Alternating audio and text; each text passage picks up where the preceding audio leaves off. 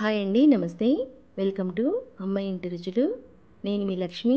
ఈరోజు నేను హెల్తీగా పొంగడాల రెసిపీ చూపిస్తున్నానండి. ఇందులో అరటిపండు, గోధుమ పిండి, బెల్లం వేసి చేశాను. టేస్ట్ చాలా బాగుంటుంది. దీని తయారీ ప్రాసెస్ చూద్దాం. దీనికోసం ప్యాన్లో ముప్పావు కప్పు బెల్లం తీసుకున్నానండి. ఇందులో హాఫ్ కప్పు వాటర్ యాడ్ చేసుకుని ఈ బెల్లాన్ని కరిగించుకోవాలి. పాకం రానవసరం లేదండి. జస్ట్ మొత్తం బెల్లం కరిగితే చాలు. ఇలా బెల్లం అంతా కరిగిందండి.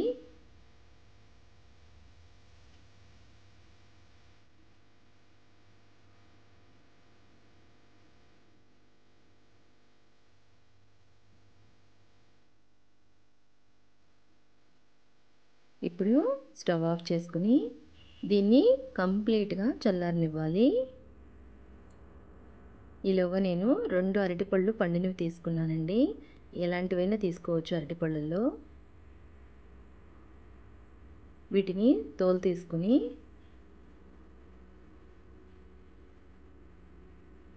పేస్ట్ చేసుకోవాలండి. వీటిని నేను ఒక మిక్సీ జార్లో 1 టీ స్పూన్ షుగరు, 4 యాలక్కాయలు వేసి పొడి చేసుకున్నాను.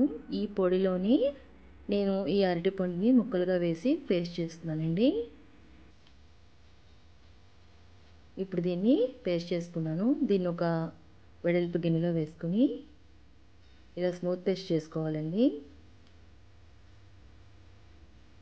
ఇప్పుడు దీనిలో 2 కప్పులు గోధుమ పిండి వేస్తున్నాను.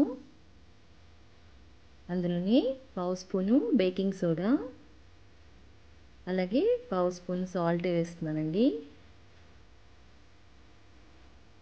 ఇందులో మనం ఆల్రెడీ మెల్ట్ చేసి పెట్టుకున్న బెల్లం ఉంది కదా, అది ఫిల్టర్ చేసుకుని వేస్తున్నానండి. ఇందులో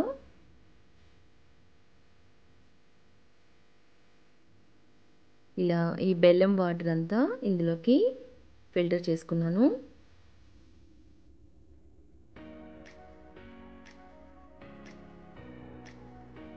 ఇప్పుడు దీన్ని బాగా కలుపుకోవాలి.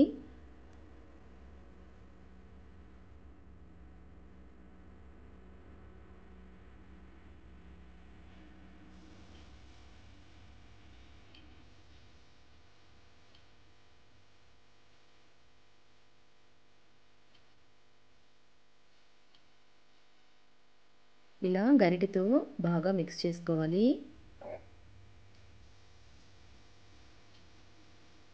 కన్సిస్టెన్సీ కొంచెం బాగా గట్టిగా ఉంది కదా, ఇందులో మనం వాటర్ యాడ్ చేసుకోవచ్చండి.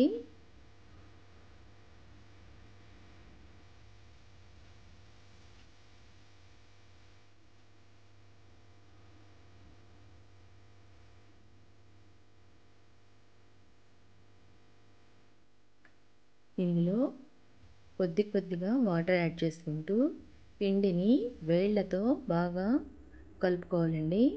బజ్జీల పిండి కలుపుతాం కదా, అలా మనం బాగా బీట్ చేసుకుంటూ కలుపుకోవాలి. ఇలా రిబ్బన్ కన్సిస్టెన్సీ వచ్చే వరకు మనం వాటర్ కొంచెం సరిపడా యాడ్ చేసుకుని కలుపుకుని పెట్టుకోవాలి. ఇప్పుడు ఆయిల్ తీసుకున్నానండి. కళాయిలో లైట్గా వేడి చేయాలి.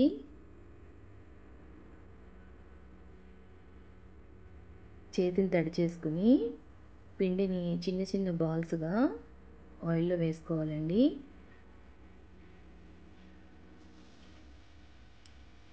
ఆయిల్ మరీ హీట్ ఎక్కకూడదు, అలాగే మీడియం ఫ్లేమ్లోనే వేయించుకోవాలి. ఇలా కళాయిలో ఎన్ని పడితే అన్ని వేసుకుని మనం వీటిని గోల్డెన్ బ్రౌన్ కలర్ వచ్చే వరకు ఫ్రై చేసుకోవాలి.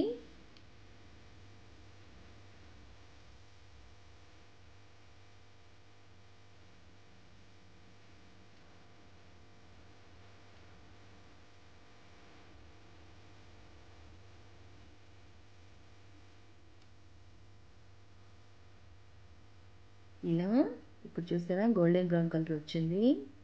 ఇలా మీడియం ఫ్లేమ్లోనే వేయించుకోవాలండి. హై ఫ్లేమ్లో అయితే కలర్ బాగా మాడిపోతుంది, తొందరగా లోపల వేగదు. ఇప్పుడు వీటిని వేరే బౌల్లో తీసేసుకుందాం.